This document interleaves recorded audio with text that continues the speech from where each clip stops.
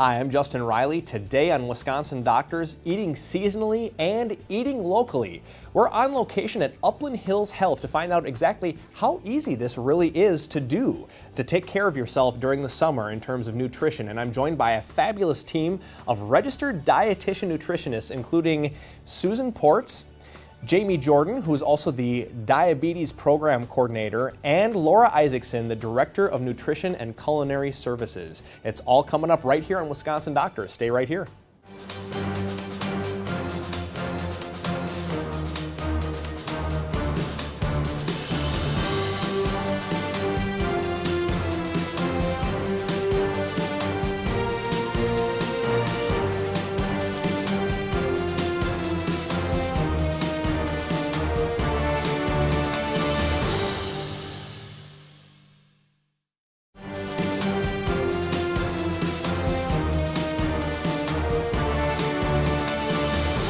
Welcome back to Wisconsin Doctors. We are here at Upland Hills Health learning more about nutrition and, more importantly, summer nutrition. And I'm joined by a great panel of folks here. Starting over here on the left, we have actually three dietitian nutritionists. We have Jamie Jordan, followed by Susan Ports and Laura Isaacson. Welcome to the program. Thank you. So good to have you with us. So Laura, I'm going to start with you. We're going to talk a little bit about eating seasonally, because people's diet changes as the seasons change. So what are the benefits of eating seasonally? When you eat foods that are in season, those foods have been picked at the peak of their ripeness. Sure. And so when they are picked and right when they're ripe, they have the most nutrients. Oh, so really? They have the highest levels of vitamins, minerals, and antioxidants. When you're eating foods that aren't in season, they were often picked from a long ways away, maybe in California, before they're ripe and then shipped here. Yeah. So they're not very fresh. So they don't last as long. Also, when you eat foods that are in season, you're supporting your local farmers, and you have more of a connection to the food that you're eating. Absolutely, and I've learned about that recently, that if you allow a peach, for example, to ripen on the vine, it actually does have better flavor and better nutrition that way, rather than picking it raw, letting it sit on the shelf for a couple weeks. That's right. Yeah, absolutely. So, Jamie, I'm going to go over to you real quick here. What are some ways that people, you're obviously the diabetes coordinator here, diabetes education coordinator, what are some ways that people with diabetes can incorporate eating seasonally into their diet? Sure. Well, when people have diabetes, we usually recommend a lot of fresh fruits and vegetables. They're pretty low calorie. They do have some carbohydrates, so you have to watch out for portion sizes. Right. But they're loaded with vitamins and minerals and fiber. And actually, a lot of the fresh fruits and vegetables can help people with diabetes stay hydrated. If people get dehydrated, it can actually make their blood sugar go higher. So. Right. Drinking lots of water at this time of year, especially. That too. Yeah. Laura, what tips can you give people who are trying to eat seasonally? What can people be looking for? Well, when you're planning your menus, think about what's in season and prepare foods that incorporate those ingredients. Rather than thinking, this is what I'm going to make tonight, I'm going to go find those ingredients. Find your ingredients first. Sure. And then make things that use those. When you're shopping, shop at your local farmers market. You can join a community-supported agriculture in your local community. And also there's a great resource from REAP called the Farm Fresh Atlas that has a list of all of the local Wisconsin farms and CSAs that you can purchase local foods from. Absolutely. So there's some great resources for people who are trying to eat locally and seasonally as Yes. well. So I think there's a perception with some folks that if I buy organic foods, if I'm buying these local foods, and rather than the stuff that's at the big box grocery store and whatnot, that I'm going to be paying more for it than I would if I just bought it at the grocery store. What can you say to that? I mean, are there any tips that you can give people who are trying to eat healthy but eat on a budget as well?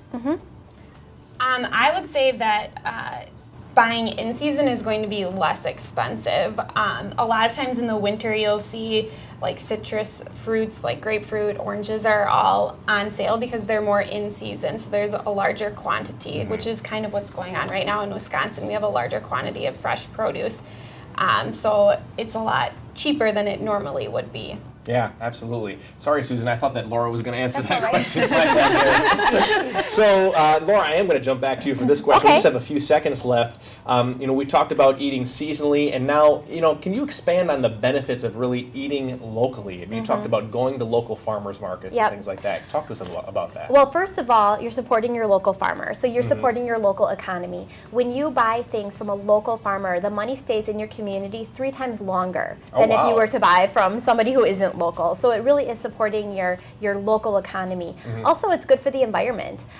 There's less travel time. So when you're buying something from Mexico or California, that is traveling all the way here, and you think about all the gas, Right. and so you're really reducing your carbon footprint by buying things right here from a local farmer. Yeah, absolutely. Reducing that carbon footprint is so important, and it makes you feel good to do that. Yes. So we got to take a short break. When we come back, we're going to continue talking about eating locally and eating seasonally, tips for healthy eating in general here at Upland Hills Health and Wisconsin Doctors. Don't go away.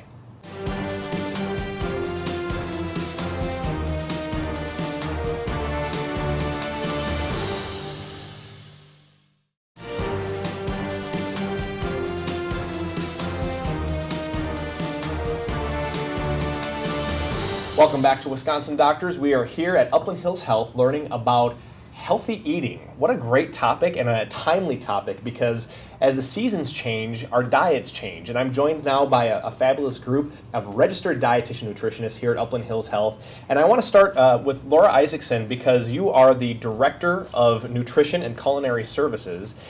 What are some things that Upland Hills is doing right now to produce or to purchase local foods? We try to purchase as much local food as possible. And in Wisconsin, there's an abundance of farms Right. that we can be purchasing from. So one thing we do is we purchase from a food broker out of Viroqua, Wisconsin, called Fifth Season Cooperative. All right. Through Fifth Season, we are able to get over 130 local products. So we buy things like meat, dairy, jam, honey, maple syrup, pasta, fruits, vegetables, the list goes on and on. Wow. Even our coffee is locally roasted and organic and fair trade. So if it's available, we try to buy it locally. Another thing that we are doing is we are buying our seafood from an Alaskan fisherman. So he actually his business is out of Dane County.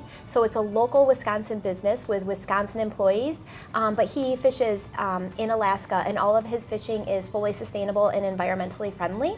And it's very fresh, and so we buy our salmon, halibut, and cod from a local business. Even though the fish comes from Alaska, Right. the business is local. The business is based here. Yes. So you mentioned we're in Wisconsin. Obviously, yeah, we are surrounded by a lot of farms. There's plenty of local food around here. However, it is still Wisconsin. There is still that long winter, Right. and so there may be times of the year where some of the things that we take for granted during the summer are just not available here locally. So what do you guys do to purchase food locally in the wintertime? Well, our vegetables, we are able to purchase frozen organic vegetables. Okay. So in the wintertime, we are still serving locally grown vegetables, but they are just frozen. Oh, okay. So they pick them in the summer, and then Sure. we have them all year. So that's one thing that we do. Another thing that people can do at home is they can can. So when you have a garden and you have an abundance of vegetables, you can can, and then you can Sure. eat that all year round. There's other things that don't have a season, like honey. That's available all year round. All right. So we do buy local Wisconsin honey, and that's available all the time. Excellent. Okay, I'm going to throw you a curveball here. Okay. Which is better? Is it better to eat locally grown vegetables that have been frozen and stored for a period of time, or vegetables that have not been frozen but are purchased from a place that's not local? It would be much better to eat locally grown vegetables that are frozen. They pick them right when they are ripe and freeze them immediately, so Sure. it still retains all of the good nutrients. Absolutely. So freezing is completely fine and still very nutritious. Excellent, excellent. Well, Jamie, I'm going to jump over to you here real quick. Obviously, summer is the time when most people are taking vacations. What are some tips for people with diabetes to stay on track when eating on the road or eating on vacation? It's so easy to fall off the wagon when you're saying, well, I'm on vacation, I'm off my regular routine. Yep. What sorts of tips can you offer people with diabetes? Sure. Well, yeah, you get thrown off your routine. So one of the things we always say with diabetes is eat regular meals and snacks during the day. So, if you're going to be driving, you're in an airport, if you can pre-plan some meals or snacks, use little Ziploc bags to portion things out, because Sure. you can be bored sitting there and then, eat too much anyways. So Right.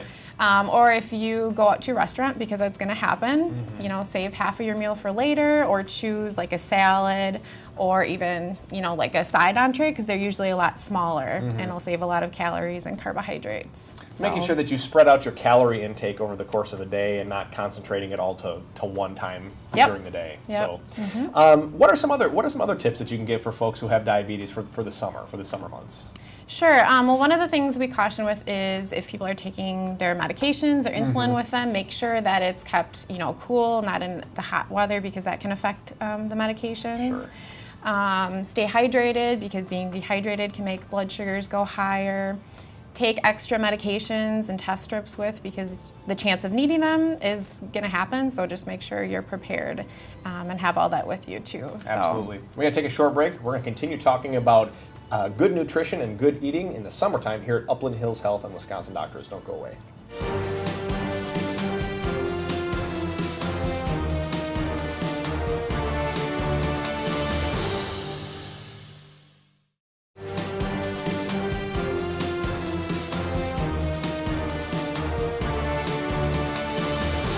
Welcome back to Wisconsin Doctors. We are at Upland Hills Health learning all kinds of different ways of eating healthy.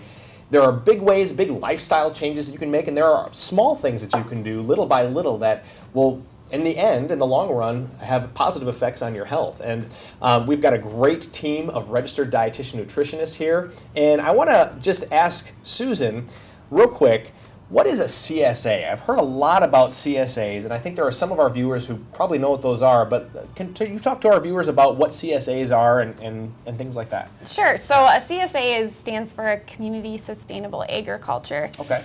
And basically how it works is you sign up with a local farmer, and weekly you'll receive a box of produce. Some farmers allow you to choose which kinds of produce you get, but other ones will just give you a box, and it's kind of what's in season that week and what they have an abundance of.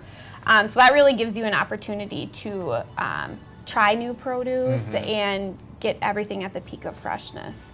And we talked about that earlier in the show, that getting it at the peak of freshness, letting it ripen on the vine, so to speak, is the way that you maximize the micronutrients that you're intaking. So, Jamie, talk to us a little bit about some more of those benefits about joining a CSA. Sure. I think, you know, like Susan said, just it allows you to try different fruits and vegetables. You know, sometimes you get things and you're like, oh, I've never tried this before, so I'm going to try this new recipe that has this new ingredient in it. The other thing too is it does stay fresher a lot longer. For instance, you know, I'm part of a CSA here, and we get lettuce, and it can last up to like 2 weeks long. Whereas if you get it at the grocery store, you might have it for a couple days and you got to throw it away because it's not good anymore. So those are really some good benefits. Yeah, there's less waste involved in that. Yes. So, and I think that's so cool, because I think people, by and large, are creatures of habit, and so when they go to the grocery store, they're going to zero in on those things that they're familiar with, versus getting something sent to you and saying, hey, you're paying for this, you might as well eat it, you might as well give it a try. I think is a really great thing to try. So, Laura, I'm going to jump over to you for a minute. There's a couple of different resources that people can go to when they're trying to find a CSA that's either near them or that they can, you know, buy into. Can you talk to us about some of those resources? Well, I would definitely recommend looking at the REAP Food Group website. They put out a Farm Fresh Atlas, and that has information about all of the local farmers and the farmers that participate in CSAs. So that is probably the resource I would recommend. Your local town most likely has a farmer's market, so find out when the farmer's market is and get in the habit of going to that. Some people think that CSAs are kind of expensive because the way it works is you pay for it up front, usually in March. You pay for it up front to give the farmer the money to plant the produce, and then you get it all year round. But there are ways to make it more affordable. Many employers support CSAs. We have an employee CSA here at Upland Hills Health, so ask your employer about it. Check with your insurance company. Many insurance companies will reimburse you the cost of joining a CSA, or at least part of the cost, because it is something that benefits your health. There are worker shares for some CSAs, so with some of them they will let you sign up for the CSA for a reduced cost if you work on the farm. There's also something called partner shares, where if you show that you are eligible for free and reduced lunch, is kind of, so you need some assistance. Oftentimes there are grants available to help you pay for the cost of the CSA. So definitely check out those resources, and that should be able to maybe make it a little bit more affordable for you. One more thing I wanted to mention is if you go to a farmer's market, many of them do accept Quest cards. So if you are getting government assistance, you often can use your Quest cards to pay for the produce you get at a farmer's market. I think that's fantastic to know, because I think that, unfortunately in our society, the cheapest food is not always the healthiest food. And so people often gravitate towards that if they're on a budget. But I think that knowing that they can get healthy food, with those resources available, I think is really, really good. So, yeah. We got to take a short break, and then when we come back, we're going to talk salads right here at Upland Hills Health. It's Wisconsin Doctors. Don't go away.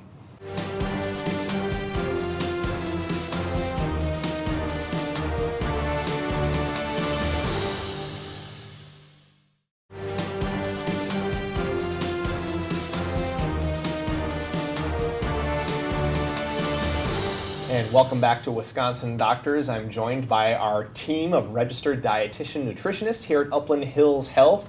And Susan, I want to ask you about a topic that's near and dear to my heart, salads. So, everybody has their own idea of what's good on a salad, and oftentimes you see men making their own salads, or malads, as I call them. It's something real simple. It's some lettuce and some cheese and some French dressing or something like that. But what are the main components that everybody should be including in a really good salad? Sure. So the things that I really try to think about is having some sort of a base. So greens, whether it's like a spring mix or romaine lettuce, and then adding some sort of color to it, whether it's with other vegetables like peppers, or adding fruit that can add a different aspect to it, and then something crunchy, which doesn't necessarily have to be croutons or bacon bits. You can try different things like nuts or seeds.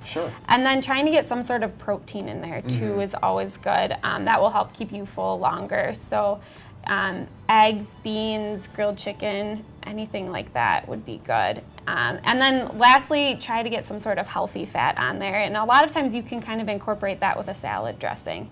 Absolutely. So we're talking a good portion of greens, fresh greens, followed by some color, something that crunches, protein, and a healthy kind of fat. So there's really kind of 5 components to that, it sounds like. Okay, wonderful. So what are some of the benefits of making your own salad dressing? Can we give some examples of what a good salad dressing is if you make it yourself? Yeah. So a lot of times the salad dressings that we purchase in the store tend to be high in calories, fat, sugar, salt.